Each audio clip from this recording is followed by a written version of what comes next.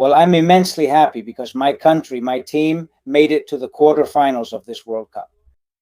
I also feel a sense of sadness for Cristiano, as anyone would. I said it before this match, it's a shame that today we had to face Cristiano. I didn't want that. That's the kind of match you never want to see. I wanted him to go as far as possible, as long as he didn't have to face Spain, but it happened, and that's it.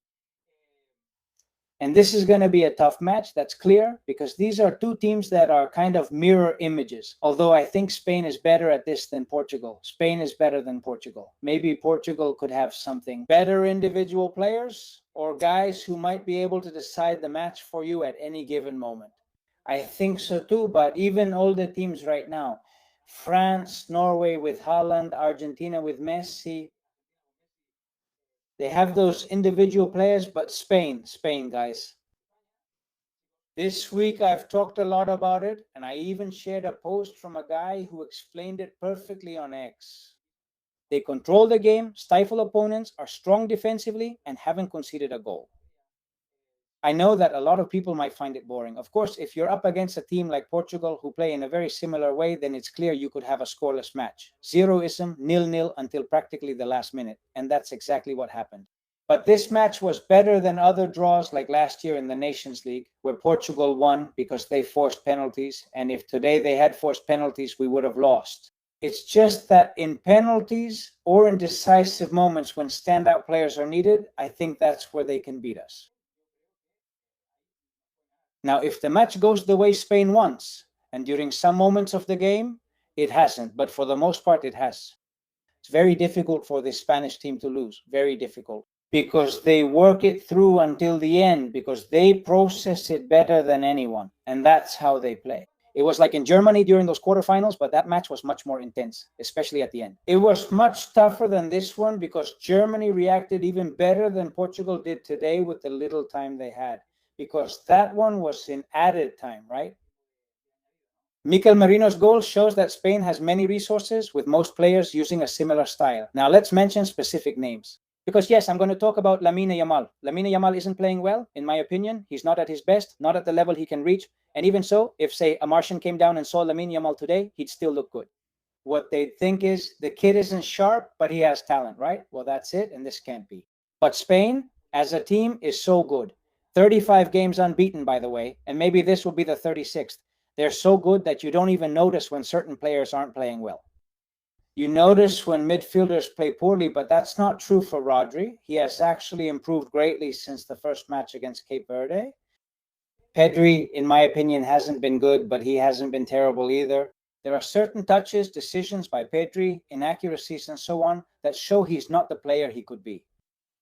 I think the substitutions were very well made. I mean, in the end, having people like Fabian Ruiz and Mikel Merino and not using them during the match would be a mistake. You have to use them, even though it was later than I expected. But this guy has the magic touch, Mikel Merino. And I completely understood why Luis de la Fuente took him to the World Cup, even though he missed the last part of the season. He barely made it after an injury that made things difficult for him. How long was it? 3-4 months? But the thing is, this guy doesn't stop, and he's not even a starter. Mikel Merino, who could easily play, isn't starting either. I prefer Dani Olmo there, because Dani Olmo is the only player in Spain's midfield who plays between the lines. He's dangerous. He accelerates so much with the ball.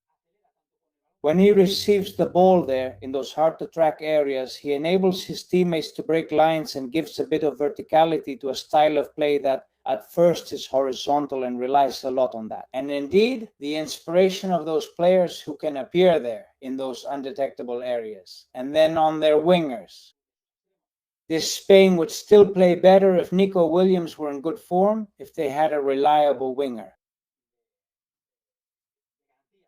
In the case of Baena, who isn't playing badly, I think he's a player who moves more to the center. Mind you, he's not playing badly. Spain is asymmetrical because Cucurella pushes up more than Pedro Porro, since on Pedro Porro's side, there's Lamine Yamal, who stays close to the sideline and takes on defenders. And on Cucurella's side, there's Baena, who doesn't reach the end line. Mind you, he doesn't stick to the sideline and plays differently there. Lamine Yamal. I'm seeing a lot of criticism toward him, and I get it. But remember, this is about him, not those who point out his presence. That's important to keep in mind. Even for him, not those saying, look, stars shine and you don't. I've always thought the same thing. The fact that Mbappe, Haaland, and Messi have 7 goals and Lamine Yamal doesn't, that he only has one and isn't shining as much, that's not something that worries me for 2 reasons. The first reason is that kid is 18 years old. If they're already rushing him, that's his problem, or the problem of whoever made him believe that. Now, does he have to be a starter for Spain as a winger? Yes, because I don't think there's a better right winger in Spain with his quality and potential. He still has things to work on, of course. But I just don't see the need for that kid to compare himself right now to Messi or Mbappe or Harry Kane or Haaland. I just don't see the need. He's 18 years old. When they were 18, no one compared them to the current stars. I'm not sure if I'm being clear. And also because I don't think Spain plays that way either. Because of what I said at the beginning, Spain plays as a collective, as a team that doesn't give in easily. During the 90 minutes of the match, I was listening to the commentary here by Jaime Macias. Some of you might know him because he worked with Iñaki Angulo on his channel. Jaime Macias was my colleague at beIN Sports. He's one of the best football commentators I've known. Not play-by-play announcers, but commentators. Besides that, he's a good friend and a great guy. He's someone who sees football in a special way and gives a lot of context. And at the end, he was saying Spain is finishing better. Spain is closing the match better. That's why you start to feel it. But the thing is, he also knows how to explain it very well, right? And well, that's just how it is. That's why I say that Lamine Yamal isn't so necessary, or it's not so necessary for a player, especially with his profile, to stand out for a team like this to move forward. The important thing is the engine room. The important thing is that the back line is solid, and they are. And anyone who thinks that what Spain did today in terms of play is a step back compared to Austria is wrong, because Austria is not the same team as Portugal. Portugal was going to put up a real fight. Portugal is a great team, a really great team. Has he not done well in this World Cup? He hasn't done well. I'm seeing the images here of Cristiano Ronaldo crying, and now I'm going to finish the video with him. Nuno Mendes' absence was key when he got injured, obviously, because Lamine Yamal had only gotten past Nuno Mendes once, as far as I remember, just once.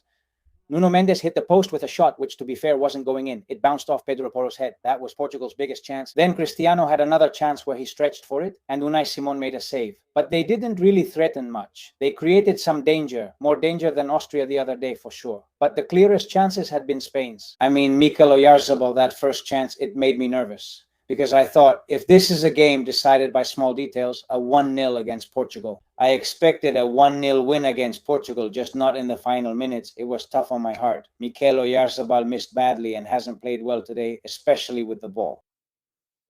Without the ball, he's a guy who moves really well. But with the ball, he hasn't been good. He had one of the last plays before the goal where, well, man, just shoot it, hit it. He seemed more focused on passing to Ferran Torres or Lamine Yamal, making him sometimes appear inconsequential. But then either he actually shows up with the ball or he just plays off the ball. That's something only coaches and people who really know soccer can see. And well, regular people say, and this is why Mikel Oyarzabal, and also because of his humble attitude and all that, and playing a bit in the background, not wanting to be a star, he goes unnoticed. But he's a great player. Today wasn't his day. But it doesn't matter. In Spain, it doesn't matter if Mikel Oyarzabal isn't having a good day. With this guy, someone else will step up. It doesn't matter if Lamine Yamal isn't having a good day either. Ferran comes in. By the way, Ferran is the one who gave the pass to Mikel Merino, and he's got it, or he's doing better than he did in the last few games when he came on as a substitute. He's obsessed with scoring. Well, you shouldn't get obsessed with scoring.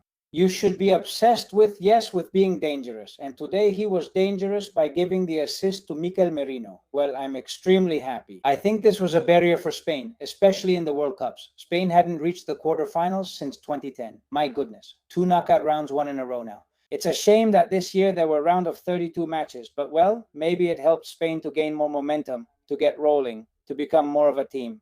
Because I insist, if people think Spain didn't play the same way today as the other day, it's simply because they faced Portugal.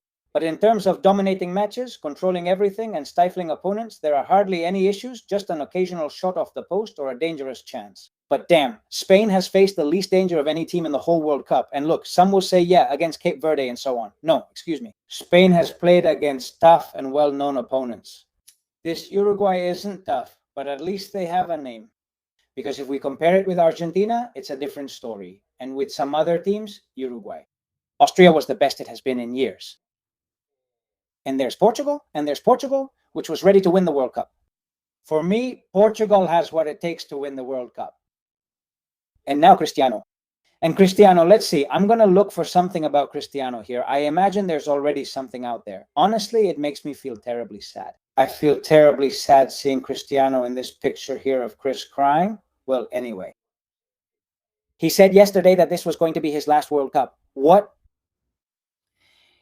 How about that? He said he had a good record against Spain. I mean, it's true that the matches against Spain had gone relatively well for him. He lost the 2012 European Championship semi-finals in a penalty shootout, but beat us in the Nations League last year. He beat us in a friendly match, and well, friendlies don't count for much, right? But he scored goals and all that in 2010.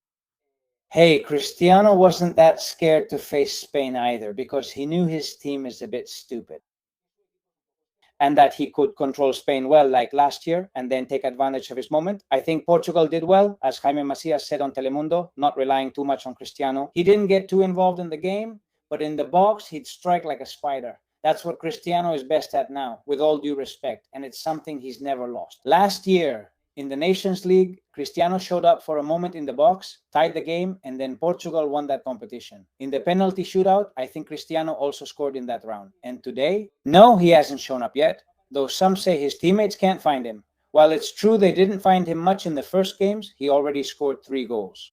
Does Spain prevent his teammates from finding him?